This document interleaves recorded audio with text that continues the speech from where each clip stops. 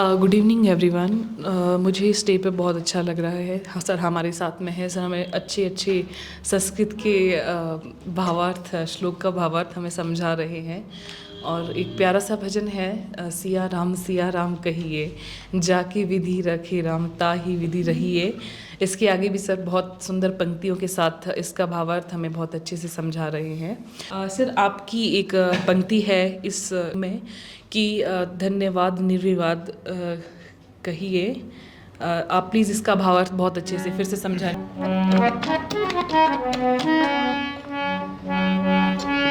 थोड़ा गा के बता दूं। यस, हाँ जी सर, हाँ जी सर। सिया राम सिया राम सिया राम कहिए, जाहि विधि राखे राम ताहि विधि रहिए। सिया राम सिया राम कहिए, जाहि विधि राखे राम ताहि विधि किया अभिमान तो फिर मान नहीं पाएगा, किया अभिमान तो फिर मान नहीं पाएगा। होगा प्यारे वही जो श्री राम जी को भाएगा, होगा प्यारे वही जो श्री राम जी को भाएगा। धन्यवाद निर्विवाद राम नाम कहिए, जाहि विधि राखे राम ताहि विधि रही। अर्थात we should take life as it comes. हमें नहीं पता है कि अगले क्षण क्या होने वाला है, अमूमन कहाँ हमें पता होता है कि कल क्या होने वाला है। इसीलिए जो आने वाला समय है, अगर हम उसे नहीं जानते हैं, लेकिन यह हमारे अधिकार में है कि हम उस समय को किस तरह से जिए, उसकी तैयारी कर सकते हैं। जब भी कोई मनुष्य काम करता है, कुछ भी कार्य करता है, तो उसमें उस कार्य में कर्तापन का भाव नहीं आना चाहिए। यानी समर्पण भाव से ही वह कार्य होना चाहिए, ताकि वह कर्मयोग बन जाए।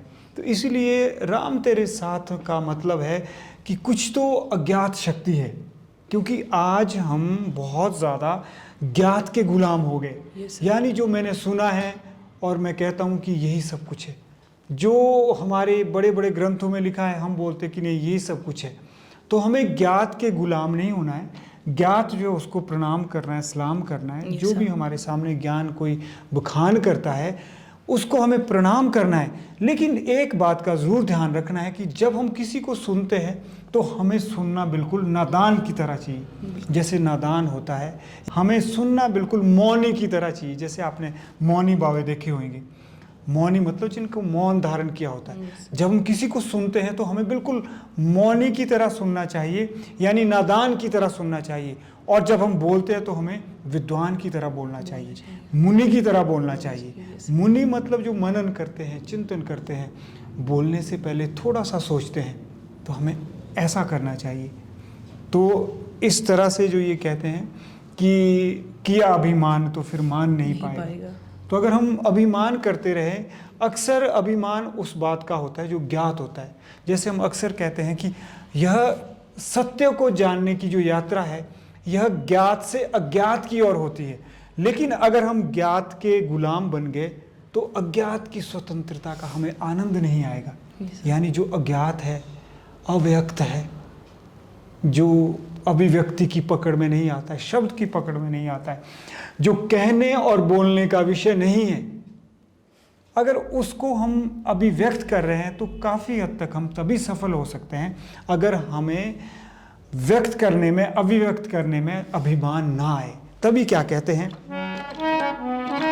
किया अभिमान तो फिर मान नहीं पाएगा, होगा प्यारे वही जो श्री राम जी को भाएगा। अर्थात जो भी होगा वो वही होगा जो मंजूर खुदा होगा। इसीलिए चिंता क्यों करनी है, चिंतन जरूर करना है। तो इसका यही अर्थ है। सर, जैसे भी आपने कर्म की बात की, कर्म कर्तव्य की बात की, तो एक इंसान की ज़िंदगी में बहुत सारे उसके कर्तव्य भी होते हैं। कर्तव्य होता है उनके माँ बाप के प्रति, उनके घर वालों के प्रति, सोसाइटी के प्रति। तो किस कर्तव्य को कितना महत्व दिया जाए? देखिए, तो निर्भर करता है समय पर, स्थितियों पर, परिस्थितियों पर, अवस्था पर कि आप किस स्थिति में हैं, which station of life you are living in. आप विद्यार्थी काल है तो परिस्थितियाँ अलग हुई, प्रश्न का उत्तर अलग होगा। आप अगर वयस्क है तो कुछ और होगा। लेकिन जिस चीज़ की हम अभी बात कर रहे हैं वो है विद्यार्थी काल है, स्टूडेंट लाइफ में। तो स्टूडेंट लाइफ में सबसे ज़्यादा पहला ध्यान तो हमें अपने ऊपर ही देना है कि हम अगर अच्छी तरह से पढ़ रहे हैं, हम विषय विकारों में नहीं फंस रहे हैं, व्यसनों की चपेट में नहीं आ रहे हैं और इंद्रियों का नियंत्रण करें, संयमित करें इंद्रियों को, तो समझ लीजिए कि हम एक तरह से अपने माता पिता की ही सेवा कर रहे हैं। वो इसलिए कि माँ बाप यही तो चाहते हैं हमसे, और क्या चाहते हैं। इस बाल्यकाल अवस्था में माता पिता आपसे यह नहीं चाह रहे कि आप उनके पाँव दबाएं, चरण दबाएं या सेवा करें। नहीं, आपसे जो उनकी अपेक्षा है वो यही है कि आप तन मन धन से अध्ययन करें, स्वाध्याय करें। अध्ययन करें मतलब पढ़ें, लिखें, जीवन में कुछ बने, अपना बुद्धि विकास करें, आपका बौद्धिक विकास हो, चरित्र निर्माण हो और आप अच्छे इंसान बने। तो यही आपका कर्तव्य कर्म है और यही आपका धर्म भी है।